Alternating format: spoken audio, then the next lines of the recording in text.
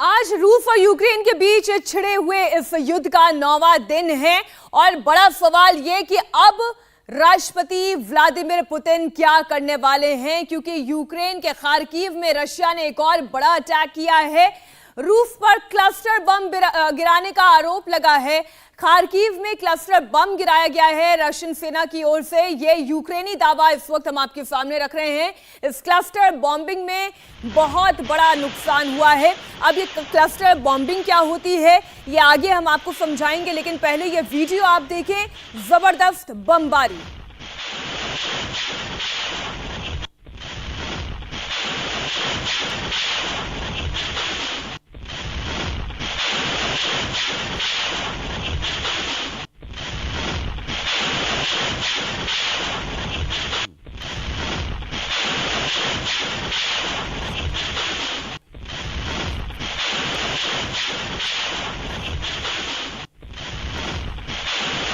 ये तस्वीरें आपको हम लगातार दिखा रहे हैं। हालांकि अब इसे क्लस्टर बॉम्बिंग कहा जा रहा है, लेकिन क्या वाकई में मार्शल लग तो नहीं रहा है क्लस्टर बॉम्बिंग होती तो कुछ बचता ही नहीं यहाँ पर बिल्डिंग में कुछ।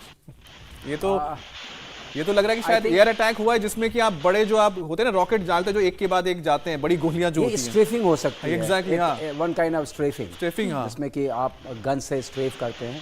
बिकॉज आप देख रहे हैं कि थोड़ी डिस्टेंस पे जा करके वो लग रहा है। इस आगे बढ़ता जा रहा है और गोली नीचे जा रही है। नहीं, तो फर्क आप थोड़ा दर्शकों को समझा दें कि क्लस्टर बॉम्बिंग और स्ट्रेफिंग जिसकी आप बात करें, दोनों में फर्क क्या है जनरल सोई? एक क्लस्टर बम जो होता है जब ऊपर ही बम हवा में फट जाता है और उसके बहुत सारे पीसेस, बहुत सारे बॉम्बलेट्स निकलते हैं, जो हर एक में एक बॉम्ब होता है, छोटा बॉम्ब होता है और एक काफी बड़ा। जैसे अगर यहाँ पे क्लस्टर बम होता है तो बिल्कुल अमित सही कह रहे हैं, वो सभी कारों के ऊपर गिरता है, कुछ नहीं बचता, बिल्डिंग भी यहाँ पर तबाह हो जाती।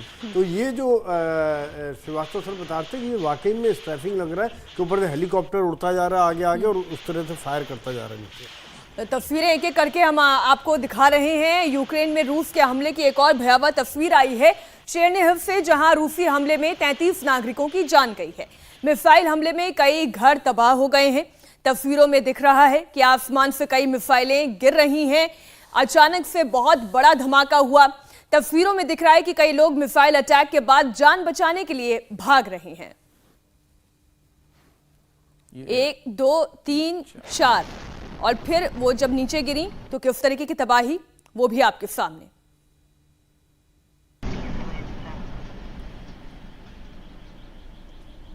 Пиздец. И это они, блядь, не бомбят дома жилые? अच्छा, लोग भी दिखाई दे रहे हैं। आप देखिए, मैं तो कहूंगी हौसले की दाद देनी पड़ेगी, या इनके सामने अब और कोई विकल्प नहीं है। जहां बॉम्बिंग होती है फिर हो सकता है वहां से निकल के जान बचाने के लिए भागते हैं, किसी दूसरी जगह शरण लेते हैं। नहीं, ये जो दिखा रहे हो आप जो बात करो, पहले तो शॉक इफेक्ट होता है जो शुरू में हुआ होगा। हाँ। बहुत एक इतना बड़ा धमाका, इतना बड़ा, लेकिन 2-3 दिन के बाद वो फिर देखते हैं कि एक पड़ रहा है, बम पड़ रहा है, तो उस आवाज़ की उनको आदत पड़ जाती है। एक तो वो हो गया। दूसरी बात ये कि जब वहाँ पे हैं, जब धमाका हुआ उसके बाद फिर हमें भागते हुए नजर आते हैं। उनको क्या पता बम कहाँ गिरेगा। बिल्कुल, वो तो वास्तव सर पहली बार हम देख रहे हैं, कैमरे पे हम दिखा पा रहे हैं। आप देखिए कि यहाँ पर 1-2 आपको जो लाल गोले करके दिखा रहे हैं, हाँ, ये फाइटर से गिराए हुए बॉम्ब्स हैं। आप समझो, आप जो आप देखते हैं ना, हवाई हमला जब होता है तो ये हवाई हमला है, जिसका हम कह सकते हैं क्लस्टर बॉम्बिंग का जो जिक्र हम कर रहे थे। आप सोच सकते हैं कि ये कारपेट बॉम्बिंग जिसे हम बोलते हैं, जिसमें एक साथ 3 4 5 6 लगातार, श्रीवास्तव सर इसको ज्यादा बेहतर समझा पाएंगे कि जो कारपेट बॉम्बिंग होती है उसका एक छोटा सा हिस्सा अब आपको देखने को मिल रहा है। यहां भी मैं कारपेट बॉम्बिंग वर्ड यूज नहीं करना चाहूंगा, बहुत कमी थे, बट यस, एक साथ उन्होंने कई बॉम्ब्स रिलीज किए हैं जो छोटे कैलिबर के लग रहे हैं, क्योंकि बॉम्ब का साइज उतना बड़ा नहीं है, और वो उसको एक पर्टिकुलर असाइंड एरिया को अटैक कर रहे हैं। और जैसा कि अभी हम देख रहे थे, आप लोग चित्रों को बहुत अच्छी तरह समझा रहे हैं, दर्शकों तक पहुंच रहा है। उसमें ये जो लोग भाग रहे हैं, जो भी इलाके होंगे, हमें नहीं पता वो कौन से लोग हैं जो भाग रहे हैं, क्योंकि उतना चित्र से लग नहीं रहा है। हो सकता है वहां के ऑक्यूपेंट्स हों, और वो ऑक्यूपेंट्स जो कि वहां पर रेजिस्टेंस फोर्स के फॉर्म में होंगे, उनको आइडिया जब लग जाता है, सायरन बजता है, उनको कोई इंफॉर्मेशन आती है, they leave the building and run away. एक और बड़ी खबर है यूक्रेन के निकोलेव से, जहां यूक्रेनी सैनिकों ने पलटवार किया है। हम रेजिस्टेंस की भी कुछ खबरें आपके सामने रख रहे हैं। यूक्रेन की तरफ से हमले के जवाब में रूसी टैंक तबाह किए गए हैं। अब ये कुछ रूसी टैंक एक कतारबद्ध तरीके से आपके सामने दिखाई दे रहे हैं। 1 2 3 4 5 4 या 5 की संख्या में और ये मीनाक्षी, हम आपको बता दें, ये जो आप देख रहे हैं ये बेसिकली इन्फेंट्री व्हीकल्स हैं जिसका इस्तेमाल वहां पर ट्रूप्स को ले जाने के लिए करते हैं, बख्तरबंद गाड़ियां बोल सकते हैं। और ये आपको बता दें कि जो क्रेमिया एक्सिस से जो फोर्सेस अंदर आई थी, वो जैसे खिरोसाव के पास पहुंचने के बाद निकोलेव जो इलाका है जिसको हम माइक्रोलेव भी बोलते हैं, जो ओडिशा के साथ लगा हुआ है, यानी कि आप क्रीमिया से जैसा आप नॉर्थ की तरफ जाएंगे उसके बाद जब आप वेस्टवर्ड जाएंगे। ऐसी तस्वीरें समझ में इसलिए भी कम आती हैं कि अब आप ये देखिए 4 एक साथ एक लाइन में लगा के फिर इनको आग लगा दी गई। हो सकता है कि पेट्रोल बॉम्ब्स मारे हो, यहाँ पर खड़ी हो सकता है इसके अंदर सैनिक हो, ये भी पॉसिबल है कि ना कभी डिफाइन करने के लिए यहाँ पर पोजिशन है। और देखिए कि इसके ऊपर आप जो आग जो देख रहे हैं कि ऊपर सरफेस पे नजर आ रहा है, हो सकता है पेट्रोल बॉम्बिंग, बिल्कुल सही कहा।